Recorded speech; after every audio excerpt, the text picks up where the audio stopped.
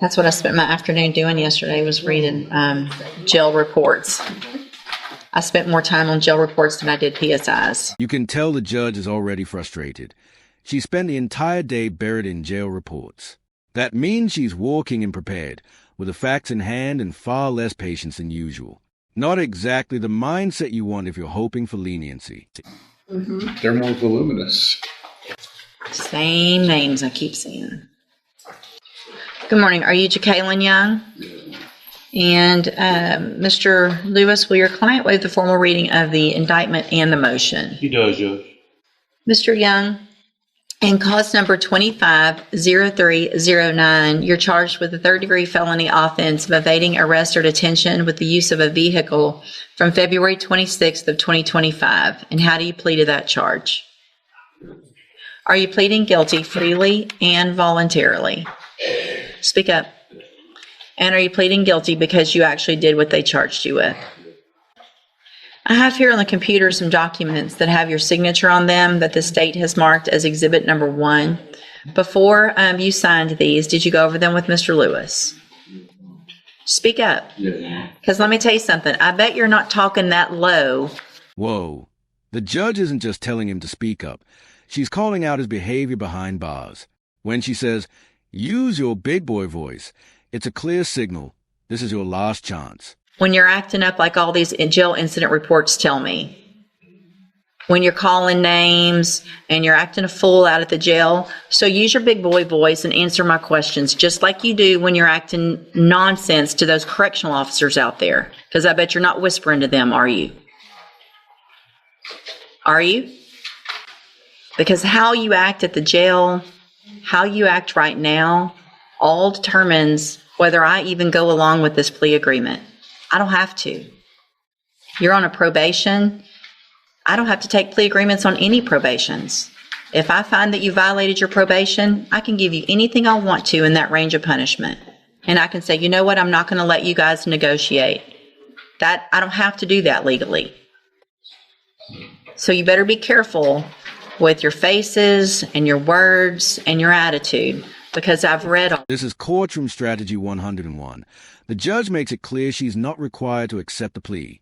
She has full discretion, and she's using it to gauge his attitude. One misstep here could blow the entire deal. Of these, and I already don't have a good feeling. Do you understand? So you need to give me a better feeling if you want me to go along with this plea agreement. Does that make sense? Okay. So, again, before you signed these, did you go over them with Mr. Lewis? Do you fully understand them?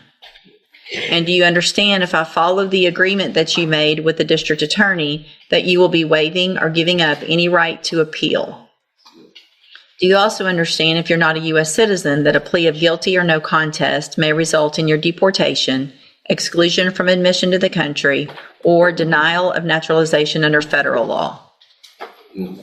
State tenders number 1 in that case? No objection, Judge. It's admitted. Is there any evidence that Mr. Young is not competent? No, Judge. All right, so I'm going to find that you entered your plea of guilty freely and voluntarily. Find that you're mentally competent and you understand the nature and the consequences of that plea. Let's break it down. By pleading guilty, John is giving up his right to appeal. And if he's not a U.S. citizen, deportation could be on the table. This isn't just a 5 years and done situation. These choices carry lasting consequences. Find sufficient evidence to find you guilty, and at this time find you guilty of evading arrest or detention with the use of a vehicle. Sentence you in accordance with your agreement to a term of 5 years in the institutional division of the Texas Department of Corrections. You will receive credit on that sentence for any time that you've been in custody that the law gives you the right to receive. Now, in cause number 2137857, Your Honor, it's a second amended. Just in the interest of economy, I would suggest we go forward on counts 1, 2, and 13. 13 being the offense he's already pled to. so you're on probation. We've got a probation for an evading arrest or detention with the use of a vehicle.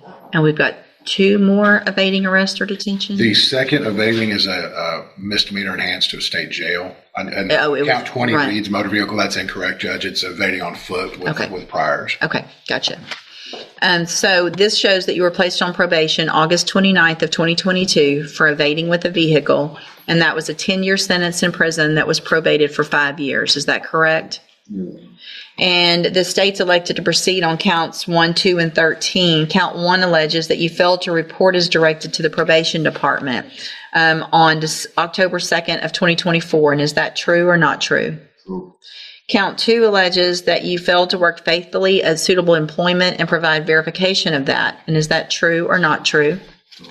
And then count 13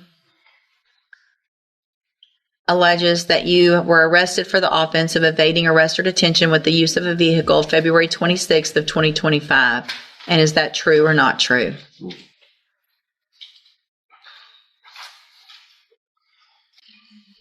What's the status of the possession and the failure to ID from that date? I believe the failure is, I think, still pending. The failure ID is still pending next door. And examining the probable cause affidavit from that date, I don't see that there would be a possession charge, Your Honor. Okay. Let me look at something real quick. What I'm looking at, just so that you know, I'm trying to go back and find which administrative hearing talks about the allegation of his behavior to, it looks like there was something that happened with probation, one of the allegations. So I want to see a little more about that.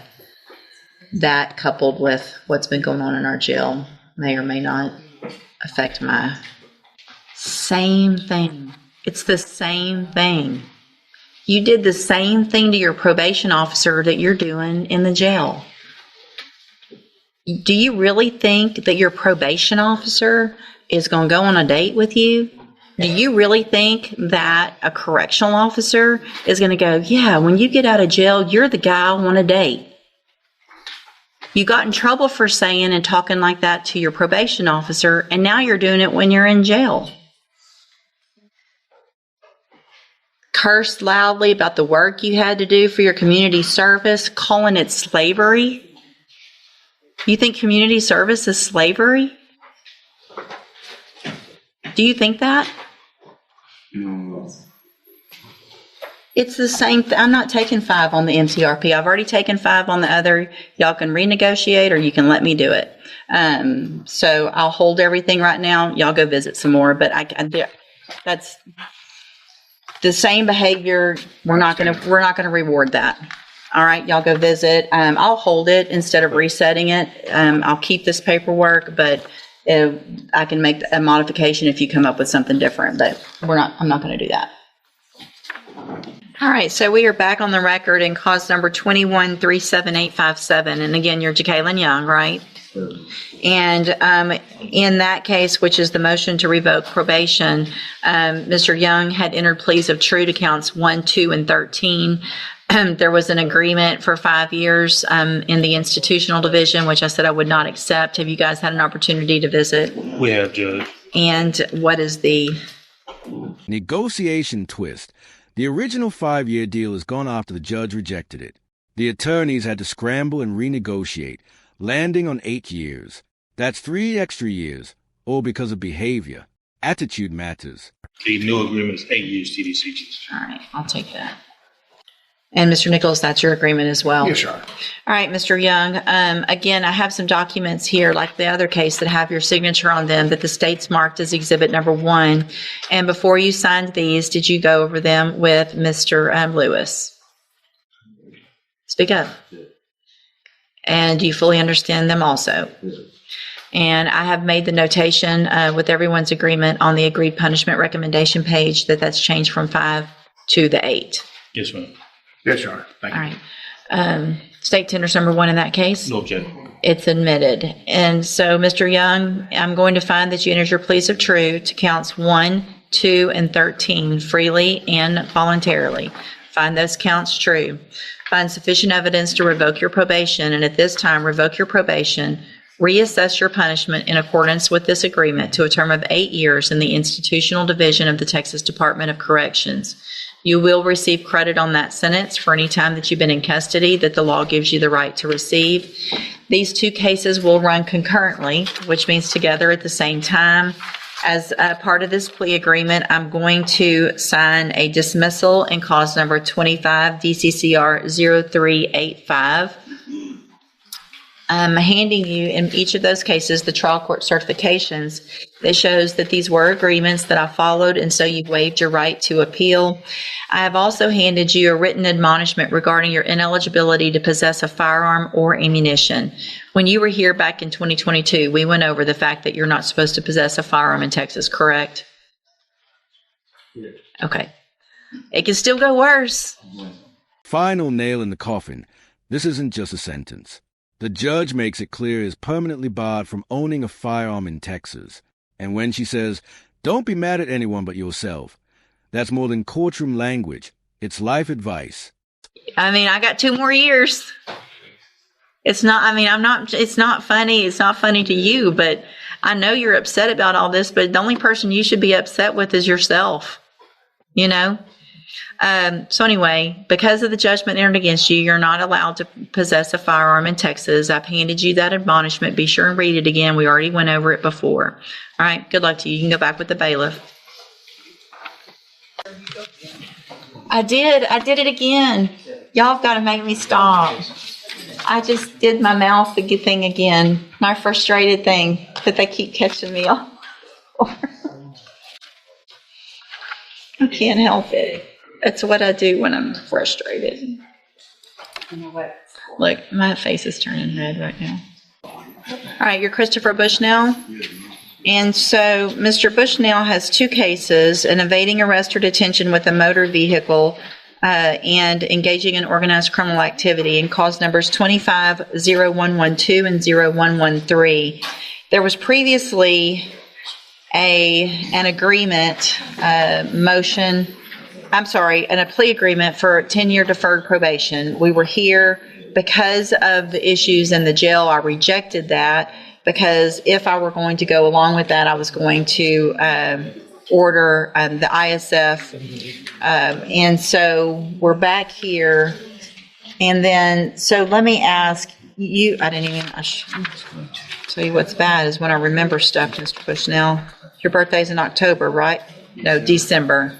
So we're getting close, but here's the problem, Mr. Bushnell. So you were here May 6th, right? And I didn't accept these plea agreements, and I got pretty upset with you because of what had been going on in jail, right? Yeah. And what did I tell you? Back with no write-ups. You know how many write-ups you've gotten since May 6th? I don't know. You want to take a guess? I don't know. Too many to count. Too many to count. May 6th, you got, since then, 1, 2, 3, 4, 5, 6, 7, 8, 9, 10, 11. 11 more. Fighting, same things. Fighting, not following the rules, calling names. I mean, same thing.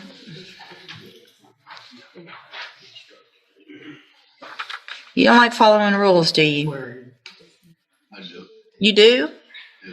What part of calling a correctional officer the names that you've been calling is appropriate? It's not. So why would you keep doing it after I told you? I told you, go just be good for a month. 1 month, be good, follow the rules. And it's one thing if you've got another inmate running up on you fighting and that was your excuse. But it's not. I'm not accepting any plea agreements. If the jury wants to see all this and give you probation after that, that's going to be up to them. I'm not doing it. Go back with the bailiff. We'll set your case for, well, let me do this. Ms. Holmes has been appointed as your attorney, and she's one of the attorneys who handles a lot of cases for me as a court-appointed attorney. What I can do is release her and appoint a new attorney who can begin preparation for trial. Do you want me to do that? Or do you want to keep Ms. Holmes?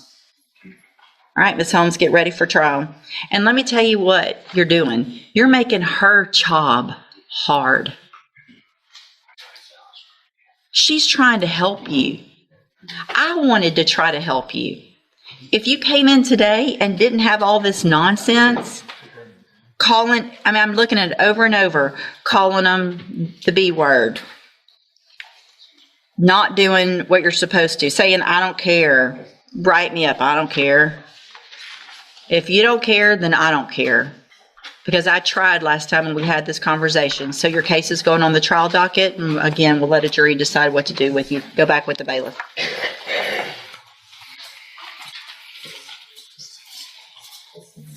Good luck, Ms. Holmes.